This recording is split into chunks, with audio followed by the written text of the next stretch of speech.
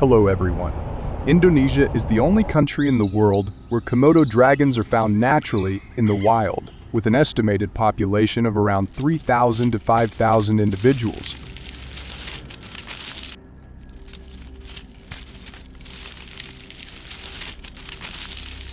These formidable reptiles typically inhabit the islands of Komodo, Rinca, Flores, and a few smaller neighboring islands. While their presence adds to the region's unique biodiversity, it also poses significant challenges for the local communities. Komodo dragons are known to cause considerable damage each year, including attacks on livestock and occasional encounters with humans.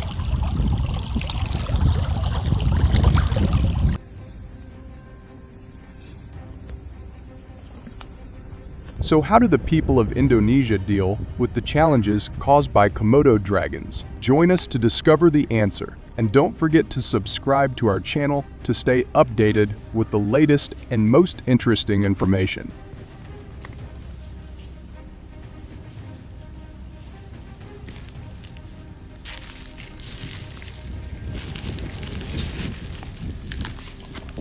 In Indonesia, attacks on humans by Komodo dragons have been an increasing concern, with reports suggesting that these incidents have risen by approximately 10 per year. Since the beginning of 2024, there have been around 25 reported attacks, resulting in approximately 15 injuries and 3 fatalities due to venomous bites from these powerful reptiles.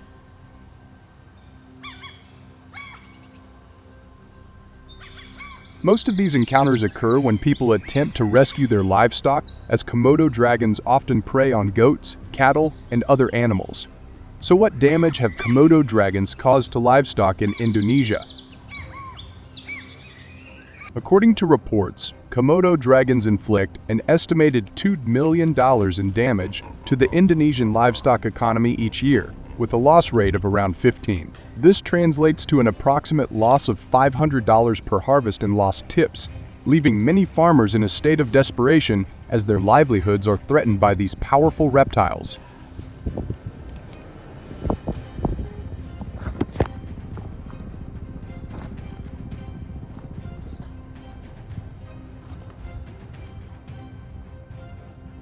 So what should Indonesia do to protect the safety of its people and agricultural economy while still conserving and strictly managing the population of these ferocious reptiles?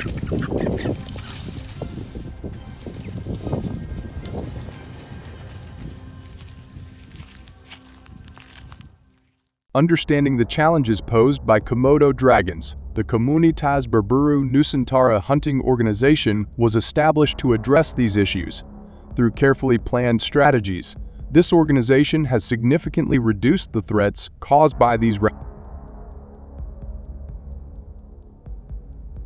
Among the various hunting groups within the organization, the Greenfarmingdocumentary group stands out.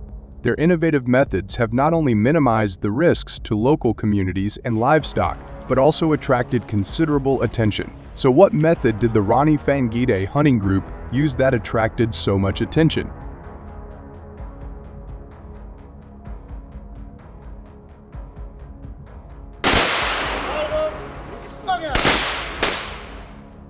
The Greenfarmingdocumentary hunting group, known for their expertise in dealing with Komodo dragons, prefers using high-caliber rifles, such as the I-375 half Magnum, for their hunts.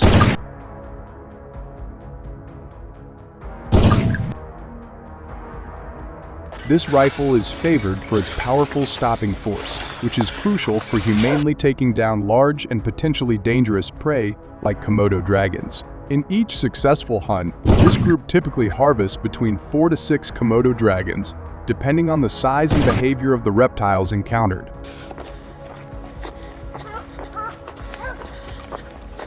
These figures have bolstered the group's reputation, earning them recognition within the Komunitas Berburu Nusantara as one of the most effective teams in managing Komodo dragon populations. So, who are the members of the Greenfarmingdocumentary hunting group?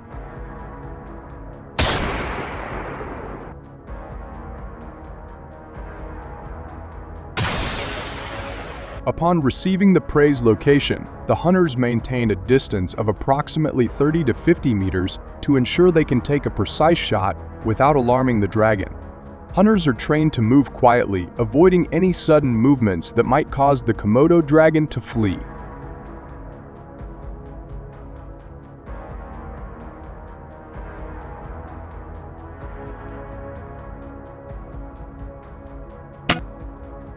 To comply with hunting regulations, they focus on targeting adult dragons that exceed 2.5 meters in length. The hunters aim for vital areas such as the heart or lungs to ensure a quick and humane kill.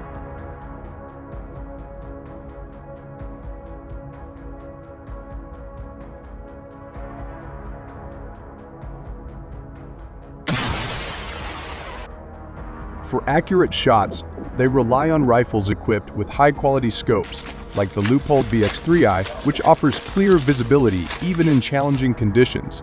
The Rani Fangide hunting group boasts a success rate of over 80, largely due to their meticulous preparation and choice of equipment.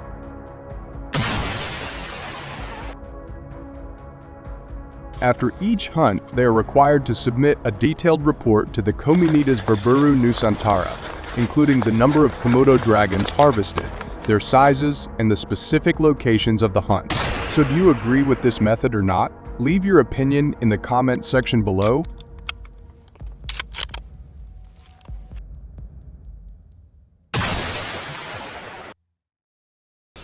In the agricultural farm documentary, we will get closer to the journey and life of this fox. Currently, the estimated number of red foxes exceeds 1 million, widely distributed throughout the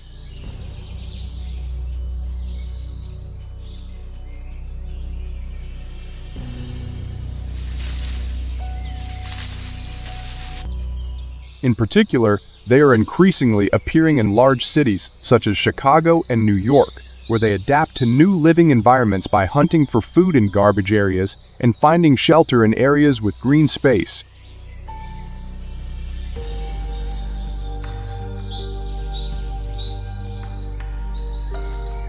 The red fox, widespread throughout the United States, primarily inhabits forests, grasslands, and suburbs. They stand out thanks to their bright red-orange fur, signature black socks, and bushy tail with a unique white tip.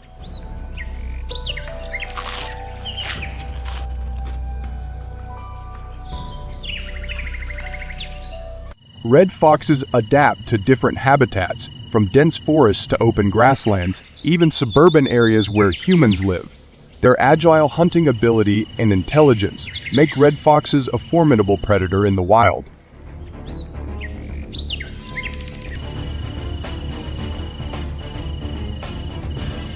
In the United States, red foxes can be infectious and transmit other dangerous diseases to humans and pets. Some infectious diseases include sarcoptic mange, tapeworms, and especially rabies. In 2010, multiple cases of rabid red foxes were reported in the eastern United States, raising concerns in rural areas where pets are susceptible to the disease. Additionally, red foxes are famous for their ability to hunt free-ranging poultry and small livestock such as sheep. They have a cunning personality and agility, making defense difficult for farmers.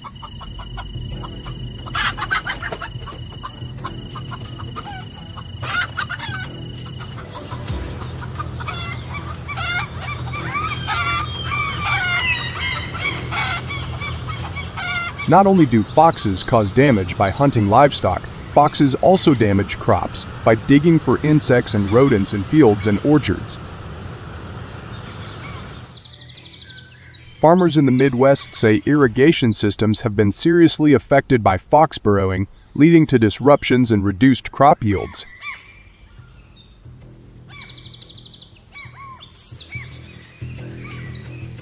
Do you think the red fox is the wild animal that has the biggest impact on American agriculture? If you agree, press number 1. If not, press 0 in the comments.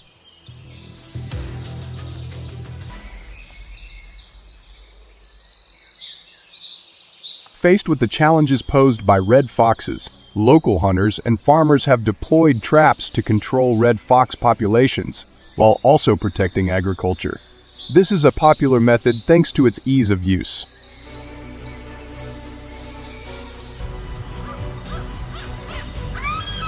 First, there's the foot trap. The traps are cleverly placed along routes frequented by foxes, using bait or camouflage techniques to blend in with the surroundings. This is a mechanical device specifically designed to grip an animal's legs.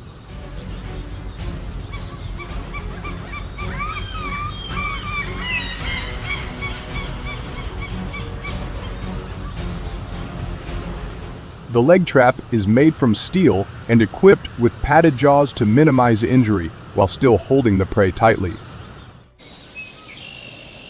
The mechanism has a trigger which ensures that when the animal steps on the trigger plate, the jaws will automatically close, clamping the animal's legs.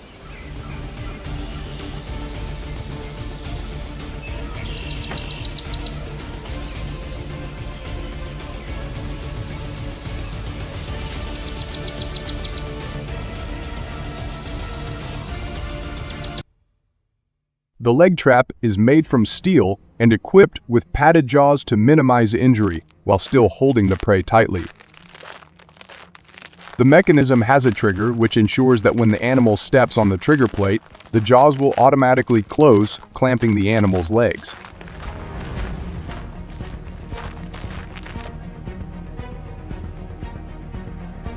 In addition, cage traps are a popular method in the US. These traps come in many sizes, but for red foxes, they are typically 40–48 inches long, 15–18 inches wide, and 15–18 inches tall.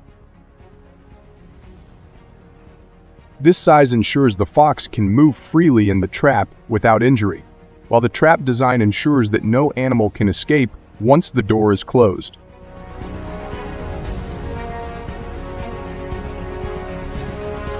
However, the process of using traps is not only laborious, but also requires regular inspection, reset, and careful placement of the trap.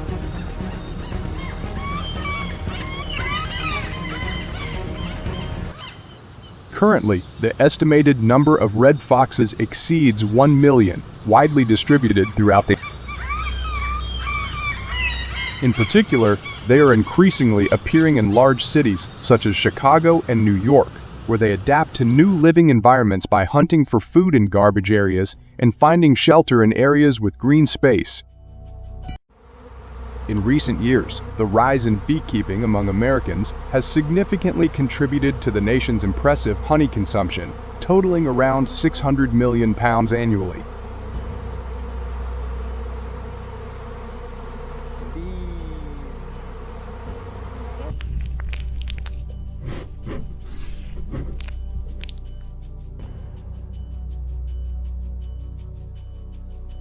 This surge in honey use extends beyond sweetening beverages and foods. It plays a crucial role in cooking, baking, and various health and beauty products.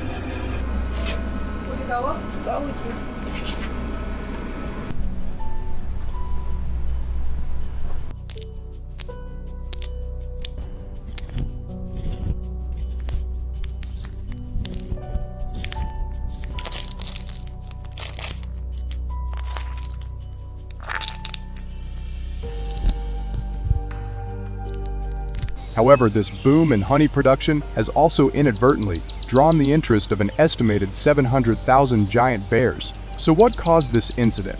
Let's find out together, and don't forget to subscribe to the channel to express your curiosity.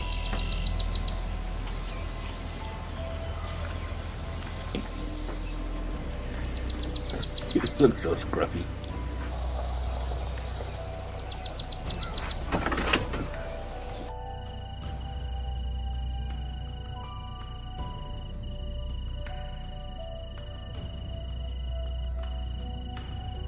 Bears are known to have a particular fondness for honey. With their keen sense of smell, they can detect honey and bee larvae from quite a distance, which often attracts them to residential areas where beehives are kept. Have you ever seen or heard of bears raiding beehives in your area?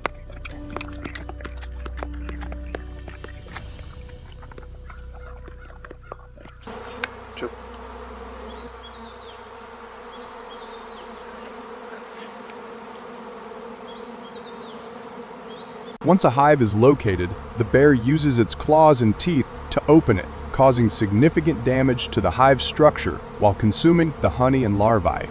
Bears are willing to endure numerous bee stings to access these nutritious foods, often leading to substantial destruction.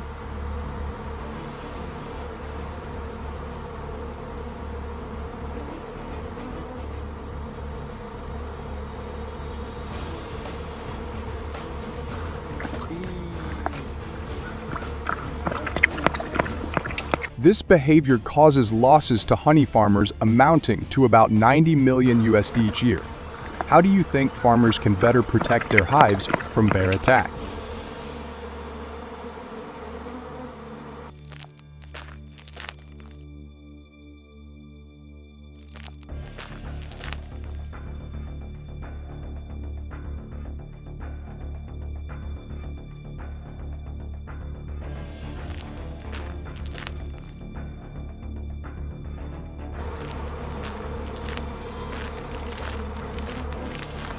Furthermore, bears tend to be more active at night, making them more likely to raid beehives after dark when there is less human activity.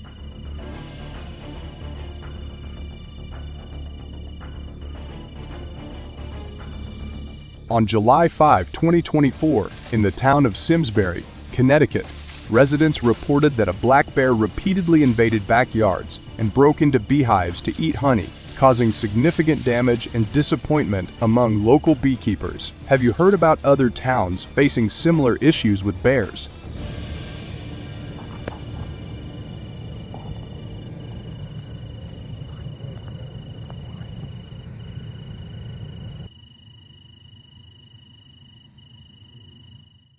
In addition to targeting beehives, bears are also known to break into people's homes in search of food. They may find open windows, sliding glass doors, or weak entry points and push their way inside.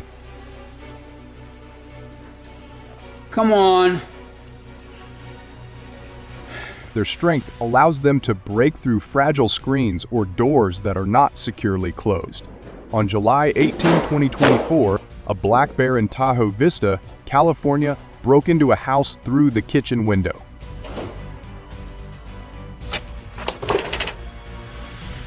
Attracted by the smell of food, the bear climbed onto the kitchen counter and rummaged through the kitchen cabinets and refrigerator. The bear caused significant damage to the kitchen in its search for food. How would you react if you found a bear rummaging through your kitchen?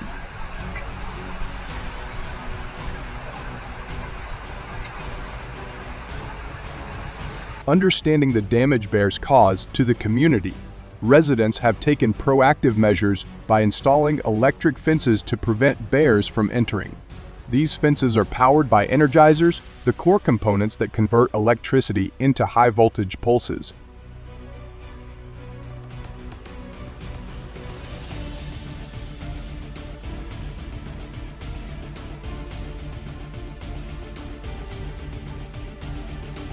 Energizers can be powered by AC, D, or solar panels, making them adaptable to different energy sources and locations.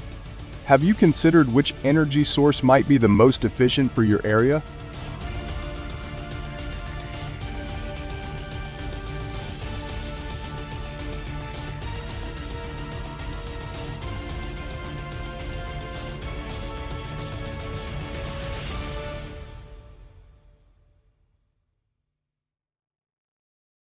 To ensure effectiveness, the fence must be high enough to prevent bears from climbing over it, typically between 6 to 8 feet.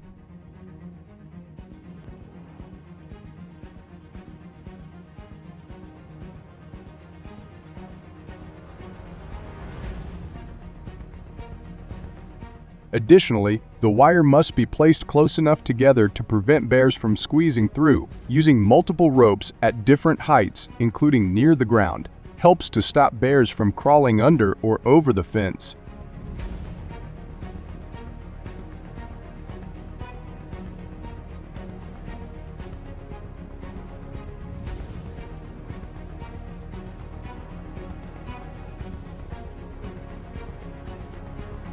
It is also important to keep the fence clear of vegetation to avoid ground contact and maintain the effectiveness of the charge. What methods do you think would work best to keep the vegetation under control?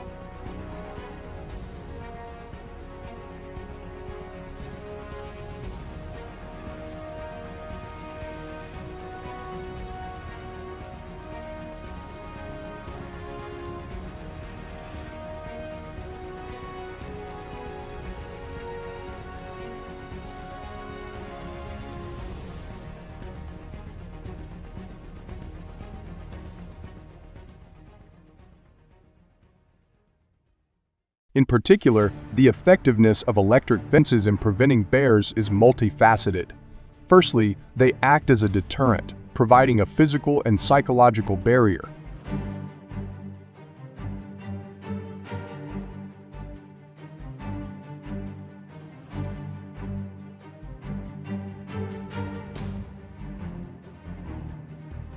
The initial shock a bear receives when touching the fence often prevents further attempts to breach it. Electric fences can also be customized to fit various terrains and property sizes, making them versatile for different environments where bears may be present.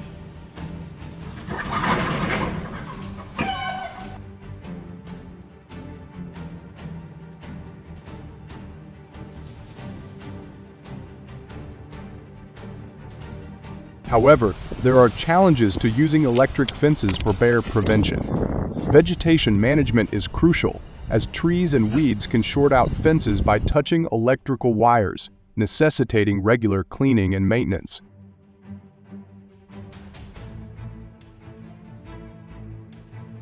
Do you agree with this method? If yes, please like the video. If no, leave the number 0 in the comment section to share your opinion.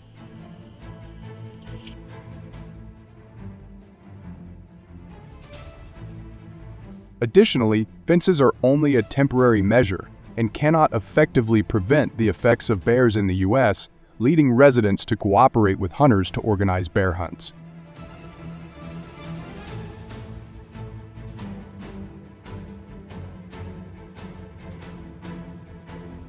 To participate, hunters must obtain a state-issued hunting license, often requiring the completion of a hunter training course.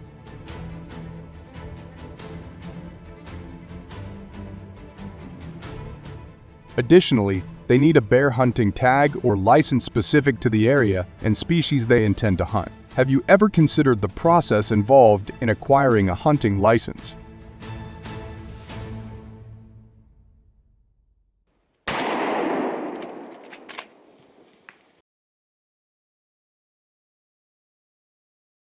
Furthermore, bear hunting is restricted to specific seasons, varying by state and region, and hunters must adhere to these designated times. You can see the bullet impact.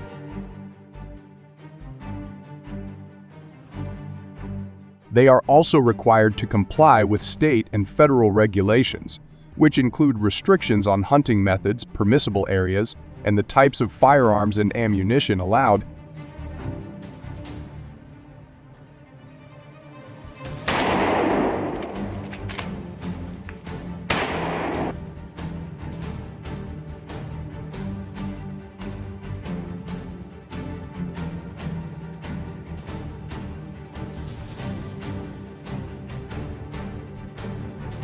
Typically, hunters use large caliber rifles such as the 36 or 300 Win Mag.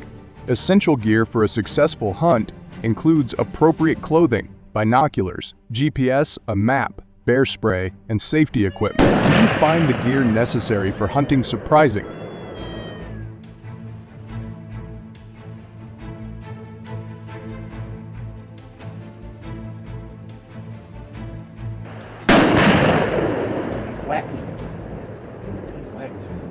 When hunting, hunters rely on signs and tracks to locate bears, such as footprints, scat, and feeding areas.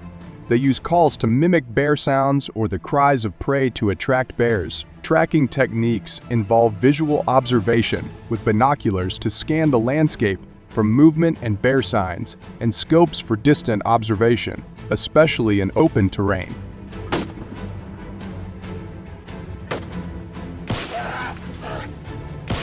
Additionally, hunters listen for various bear sounds, including growling and rustling through vegetation. When a bear is detected, ethical hunters aim for vital areas like the heart and lungs to ensure a quick and humane kill. Are you familiar with these hunting techniques?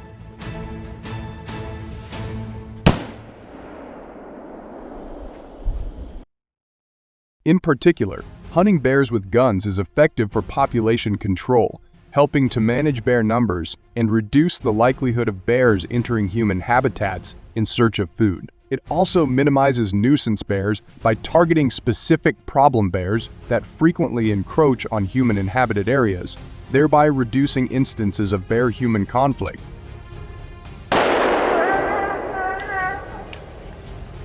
However, hunting bears presents challenges. It requires significant skill and precision to ensure a humane kill, as improper shooting can injure the bear, leading to dangerous situations and prolonged suffering. Moreover, tracking and approaching bears can be difficult due to their habitats in dense forests, rugged mountains, and remote areas. What do you think are the biggest challenges hunters face when tracking bears? Please share your thoughts in the comments section below. Thank you for watching, and I'll see you in the next videos.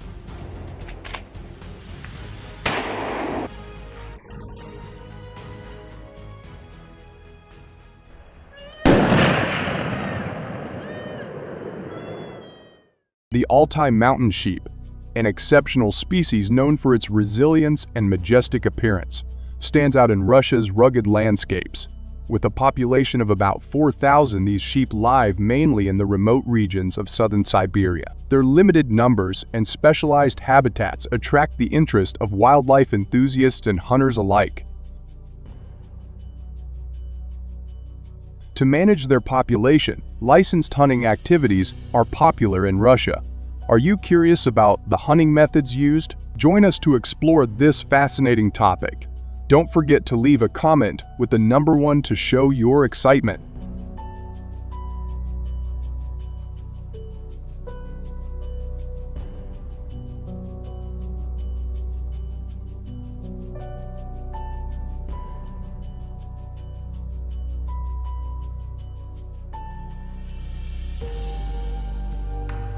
The Altai mountain sheep are impressive creatures, distinguished by their robust size and distinctive horns. These sheep typically stand tall, with males reaching a shoulder height of up to 120 centimeters. They have a substantial build, weighing between 70 to 150 kilograms, depending on their age and gender.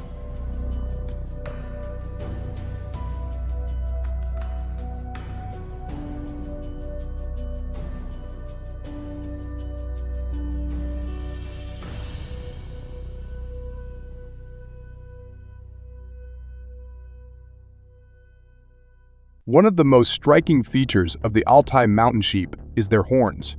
The horns of the males can grow up to 1.3 meters in length, curling magnificently around their heads. These horns are not only a symbol of their strength, but also serve as a critical tool in battles for dominance during the mating season.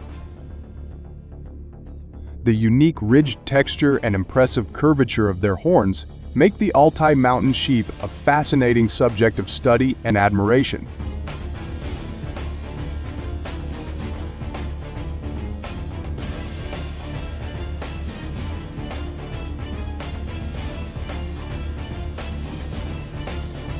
The Altai mountain sheep inhabit some of the most rugged and remote mountain ranges in Russia, primarily the Alta and Sayugim mountains. These regions, characterized by their steep slopes, rocky terrain, and harsh weather conditions, provide a challenging yet ideal environment for the sheep. However, presents significant obstacles for hunters pursuing Altai mountain sheep. The difficult terrain not only tests the endurance and skill of hunters, but also influences their ability to track and approach the sheep silently.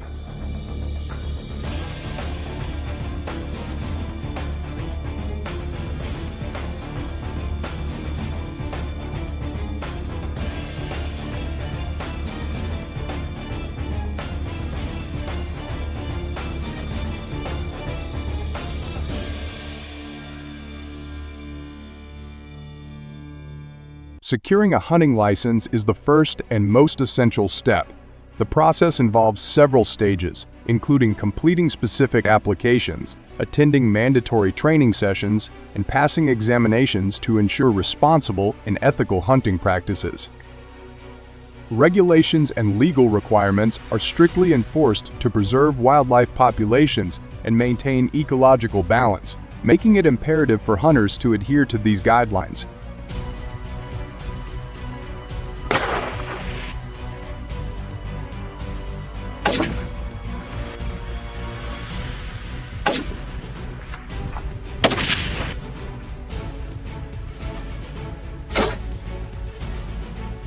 When it comes to hunting Altai mountain sheep in Russia, the choice of firearm plays a crucial role in ensuring a successful and ethical hunt. Among the popular choices, bolt-action rifles stand out for their reliability and precision. These rifles, known for their robust construction and accuracy, are favored by many hunters who navigate the challenging terrains of the Altai and Sayugam mountains.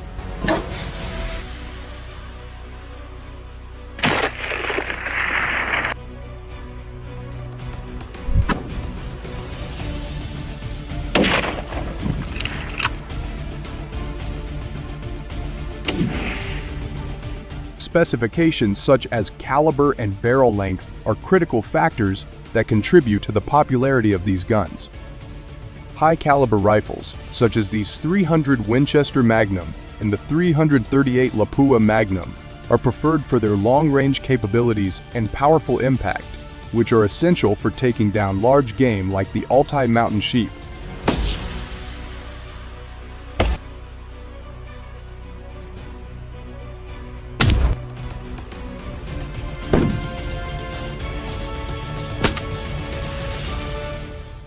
Using guns for hunting Altai mountain sheep in Russia offers several significant advantages. Particularly in terms of precision and effectiveness, modern firearms are designed to deliver accurate shots from considerable distances, which is crucial when hunting in the expansive and rugged terrains where Altai mountain sheep reside. This precision allows hunters to target specific animals without disturbing the entire herd, thereby minimizing stress on the population and increasing the likelihood of a successful hunt.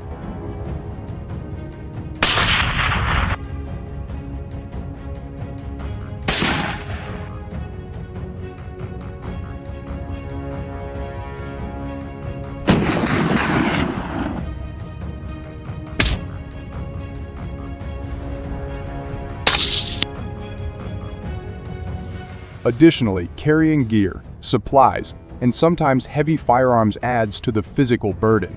Successful hunting in such conditions not only the hunter's physical limits but also their mental fortitude, requiring perseverance, determination, and a keen understanding of the mountainous terrain. Do you support this method?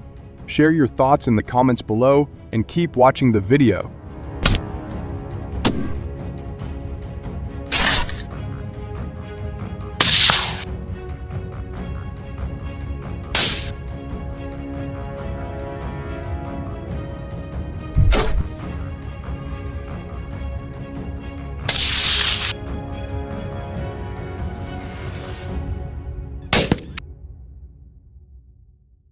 Dramatically in recent years. From 2021 to 2023, their numbers skyrocketed from 1 million to 3 million, creating an alarming explosion. These creatures have spread across various districts in the state, posing a serious threat to both agriculture and daily life.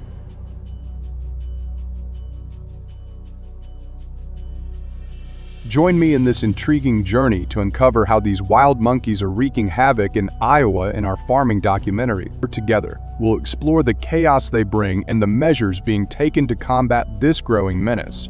Don't miss out on this eye-opening adventure.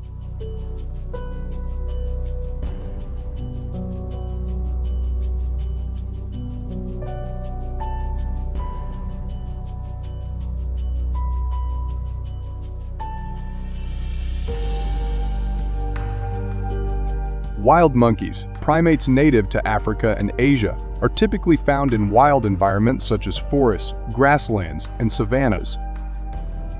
Their complex social behavior allows them to form groups for mutual protection and efficient foraging. However, population explosions, deforestation, and climate change have drastically reduced their natural habitats.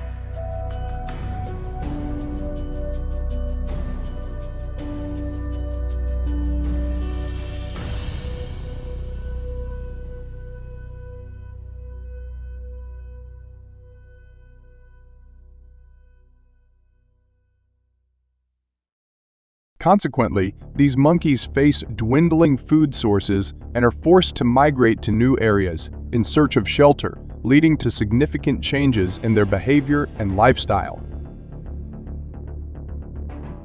Protecting the natural habitat of wild monkeys has become an urgent task to ensure the survival of this unique primate species.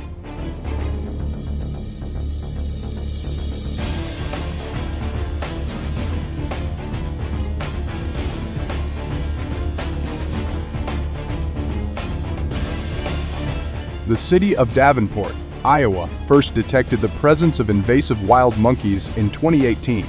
Since then, these audacious creatures have rapidly spread to surrounding areas, including the capital, Des Moines. Unafraid, they invade residential neighborhoods, scaling roofs, sneaking through windows, and even breaking down doors to enter homes.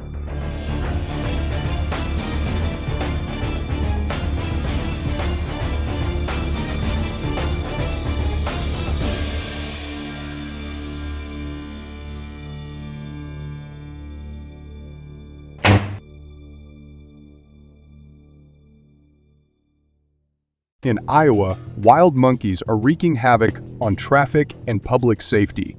It's astonishing to witness, but these monkeys can clog streets for hours. Frequently appearing on roads, they disrupt traffic with their sudden movements, forcing drivers to brake abruptly or come to a complete stop, causing significant congestion.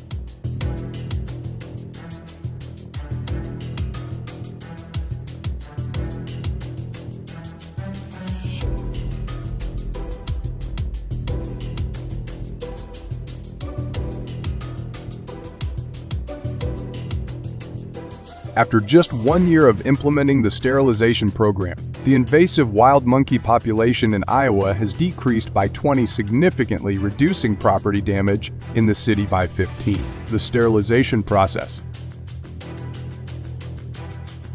conducted by highly qualified veterinarians, adheres strictly to humane standards, ensuring both animal welfare and community safety.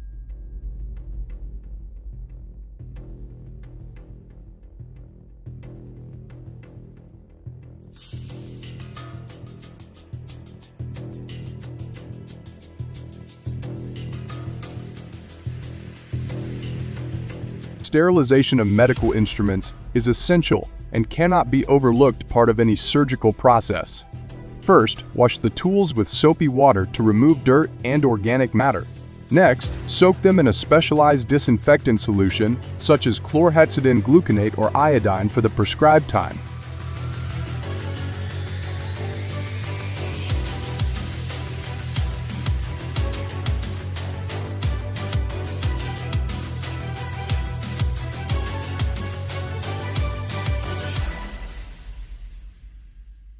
Based on the scheduled procedure, wild monkeys will be brought into the area to be lightly anesthetized with sedatives.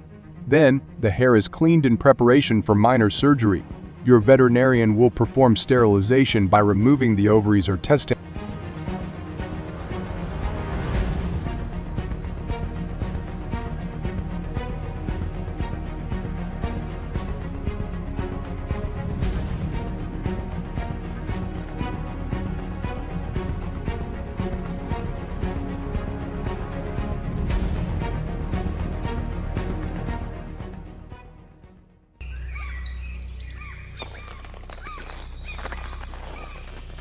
However, in certain regions, they can cause considerable damage to vegetation, particularly by overbrowsing on trees and shrubs, which can lead to the degradation of natural habitats.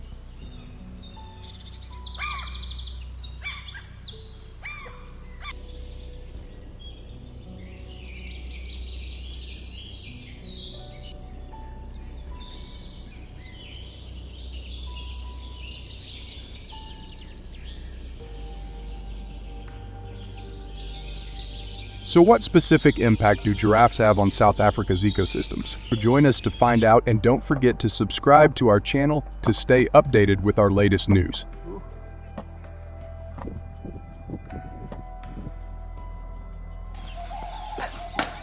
Oh.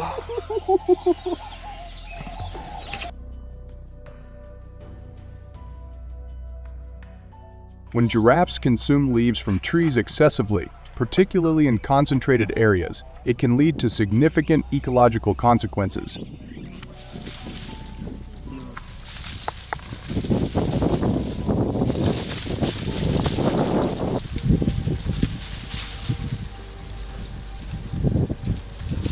single giraffe can consume up to 75 pounds of leaves daily.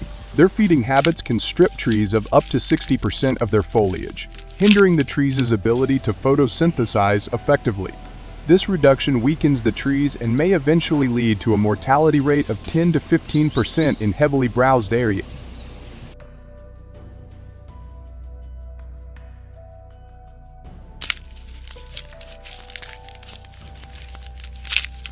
Overbrowsing can alter the habitat structure, reducing the availability of food and shelter for the more than 200 species of birds and mammals that depend on these trees.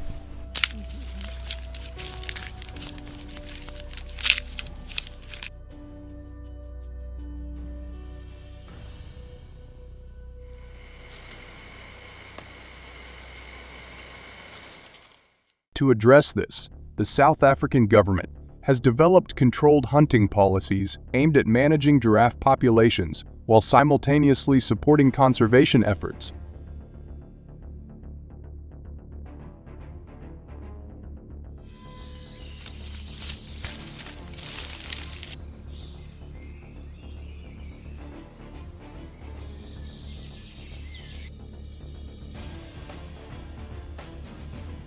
According to recent data, controlled giraffe hunting has attracted a steady influx of international hunters, with over 200 permits issued annually, generating substantial revenue for conservation initiatives. So do you know what permits and equipment are needed to legally hunt giraffes in South Africa?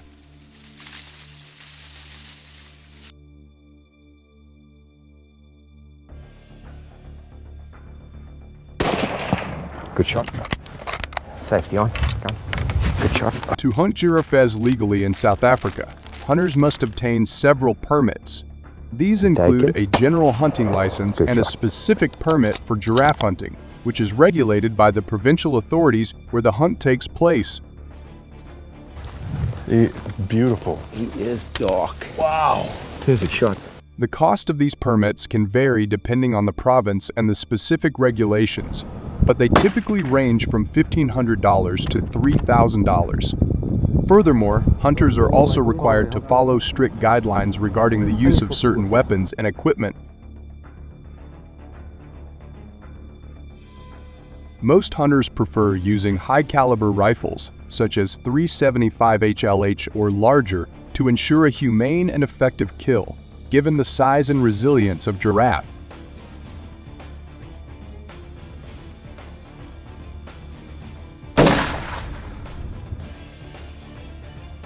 However, a small percentage of hunters, estimated at around 10–15%, opt to use bows typically equipped with heavy, broadhead arrows designed for big game hunting. You don't have to shoot him again. In addition to their primary weapon, hunters often carry binoculars for spotting and assessing giraffes from a distance, shooting sticks for stability when taking a shot, and safety equipment like GPS devices and first aid kits. Looks like it's hit.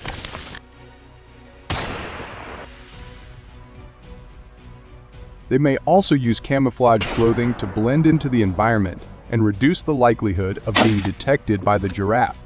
Group hunting is a common practice, with hunters typically going out in teams of 3–5 people.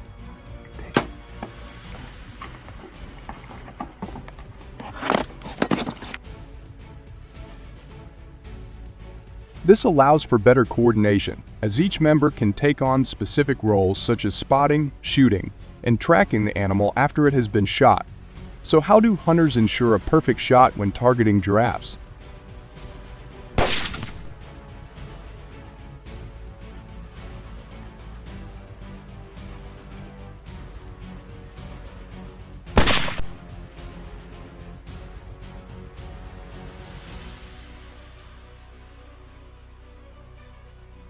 When hunters locate their prey, they approach with caution, ensuring they maintain a safe and effective shooting distance. For giraffes, the effective shooting range is typically between 100 and 200 yards.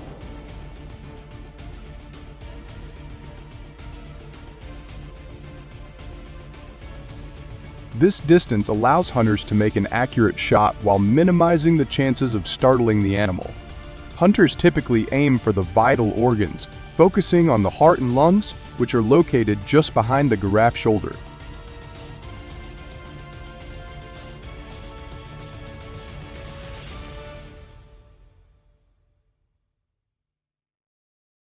This shot placement is critical for ensuring a quick and humane kill.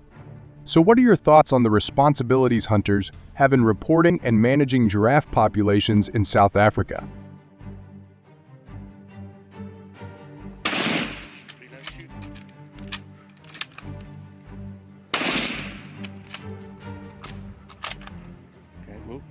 In particular, in the event that the initial shot does not immediately kill the giraffe, hunters are required to take swift action by administering a follow-up shot.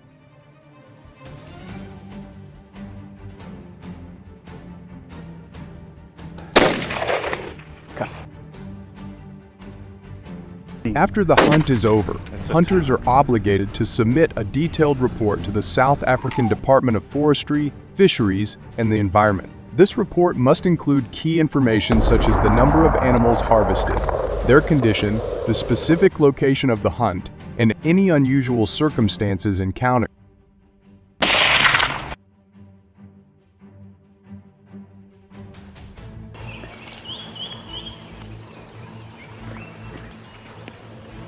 This data also helps in making informed decisions about future hunting quotas and the overall management of giraffe populations in South Africa. What are your thoughts on this approach? We'd love to hear your perspective, so please share your views in the comment section below. Dead already? Yeah, just about. These iconic animals primarily inhabit the arid savannas and grasslands, where they roam in search of food and water. However, their presence has also led to challenges for the local ecosystem and agriculture.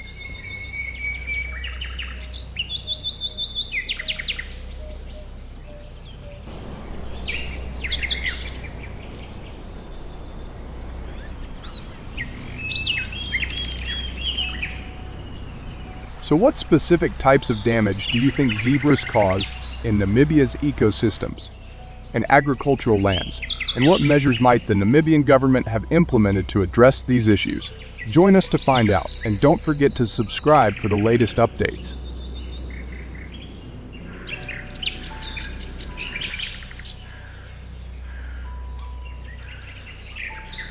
Zebras in Namibia, particularly in arid regions, like Etosha National Park and the Namib Desert, exert significant pressure on water resources, can consume up to 8-10 liters of water per day per individual.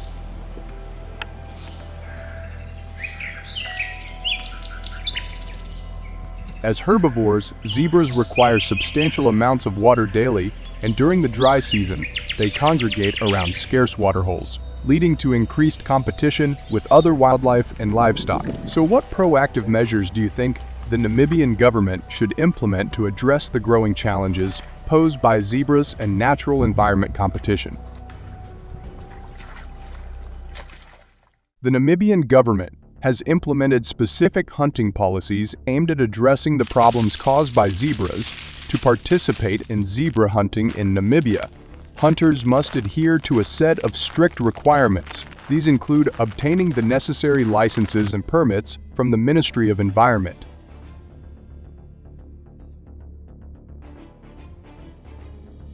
Forestry, and Tourism. Along with that, hunters are required to pay fees for these licenses, which vary depending on the type of hunt and the specific area in which they wish to hunt, which typically cost around approximately USD 170 per license.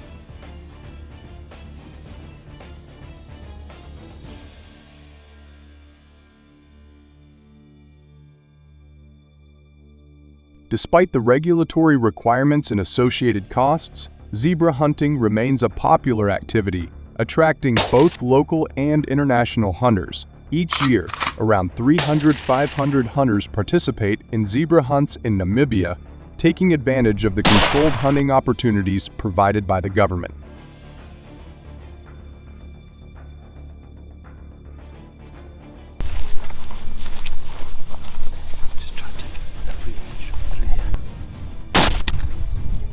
Instead of going right,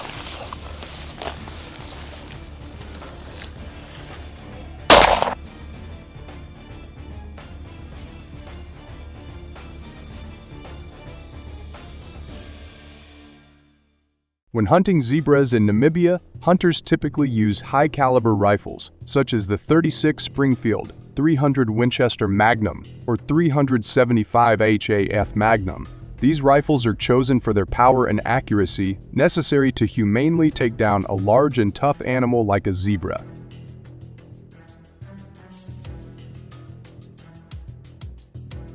Hunters also equip themselves with quality scopes to ensure precise shots over varying distances, and often use shooting sticks or bipods for added stability when aiming. So what do you think is the most critical factor a hunter should consider when preparing to take a shot at a zebra in the wild?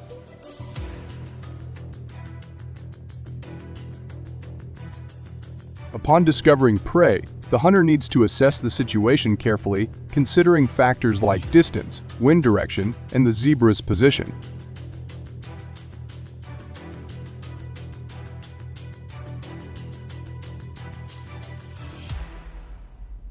It's crucial for the hunter to remain calm, steady their breathing, and align their shot for maximum effectiveness. Before shooting, the hunter should pay attention to the zebra's size and condition, ensuring that the animal meets the standard hunting criteria, which typically includes mature animals of sufficient size and health. It's a good shot.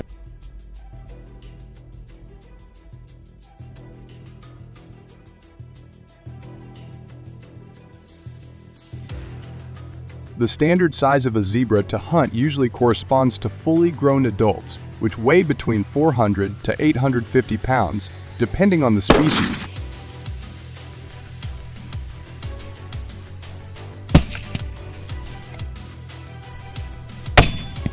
Perfect shot. Oh, he's gorgeous. In particular, the most effective shooting distance when hunting zebras is generally between 100 to 200 yards. This range allows for a clear shot while minimizing the risk of the zebra detecting the hunter.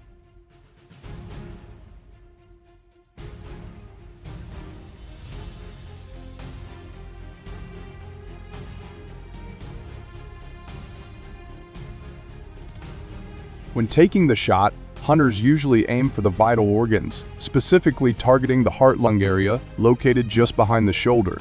A well-placed shot in this area ensures a quick and humane kill. So why is tagging and reporting a zebra hunt crucial in Namibia?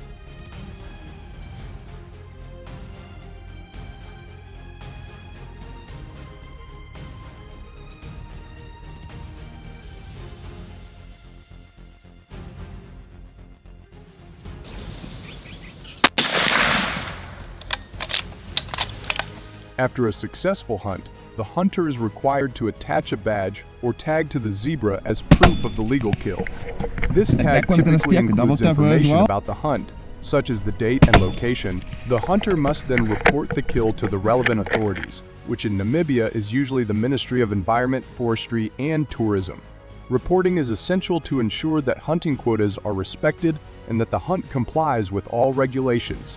What are your thoughts on this approach? We'd love to hear your perspective. Absolutely. So please share your views in the comments section below.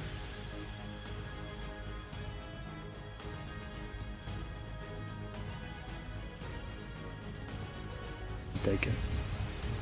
Okay. Dave.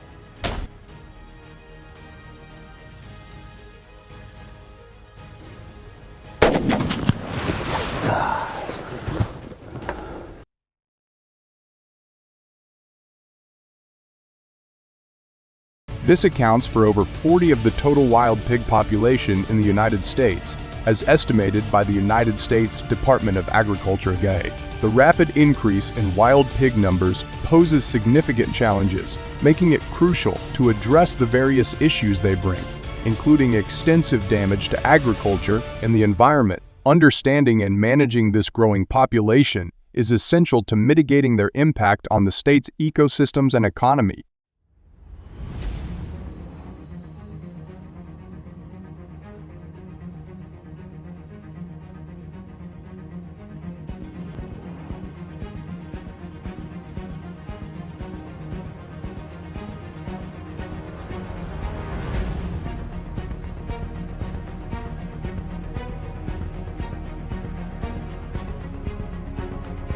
Wild pigs, being omnivores, have a diverse diet that includes grass, fruits, grains, and small animals. This varied diet contributes to significant agricultural and environmental damage in Texas.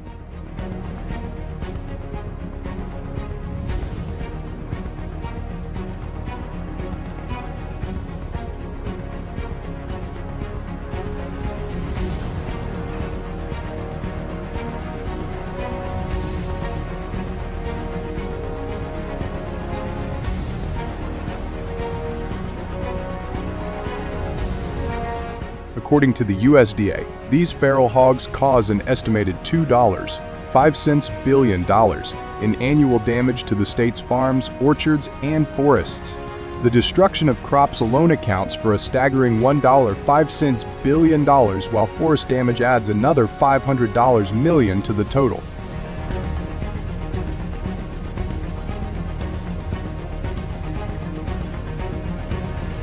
This immense impact underscores the urgent need for effective management and control of the wild pig population to protect Texas's agricultural and natural resources.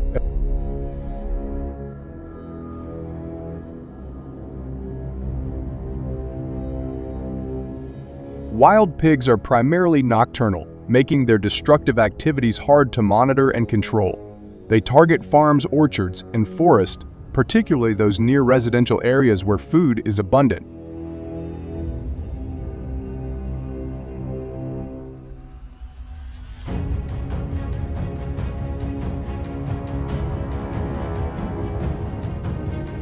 Typically, these herds consist of 10 to 20 pigs, but in some cases they can grow as large as 100.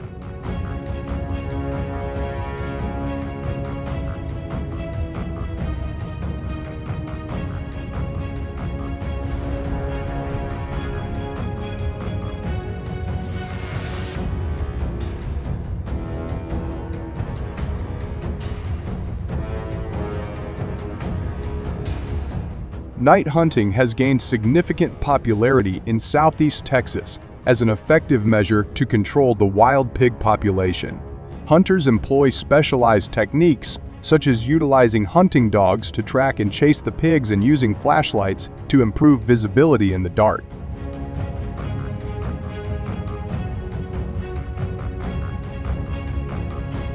This method has proven successful, with statistics showing that approximately 250,000 wild pigs are hunted annually in this region, with around 100,000 of these hunts occurring at night. These efforts are crucial in managing the destructive impact of wild pigs on agriculture and the environment.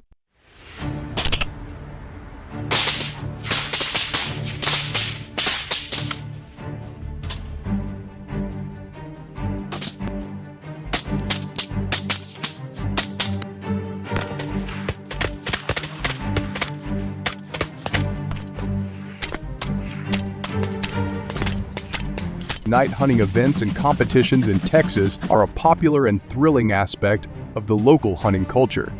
Among the notable events are the Texas Night Wild Boar, Warriors Night Boar, and Armadale Hunting Club Night Boar competitions.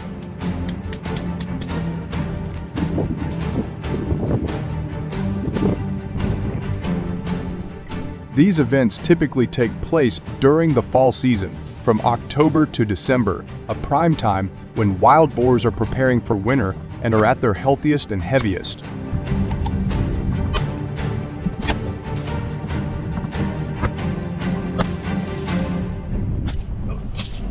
Participants are motivated not only by the excitement of the hunt, but also by the attractive incentives and prizes, which often include cash and physical rewards, adding a competitive edge to these events.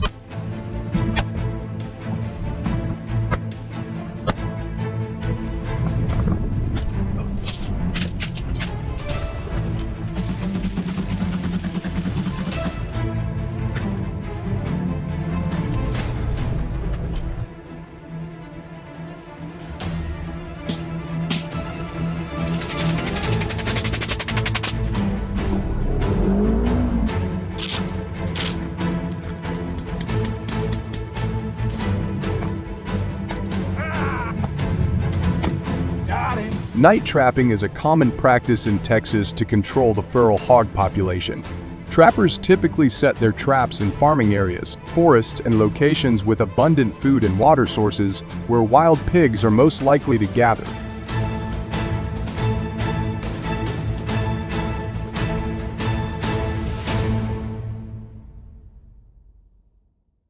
Regular checks are conducted at least once per night to ensure the effectiveness of the traps. Once wild pigs are captured, trappers wait until morning to harvest the animals, ensuring a controlled and safe process.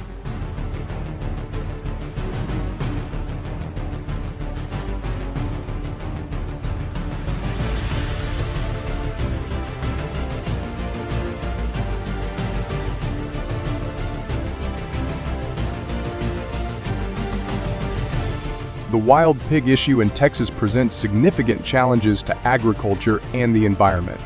Continued efforts in hunting and trapping are essential to manage the population and mitigate the damage caused by these animals.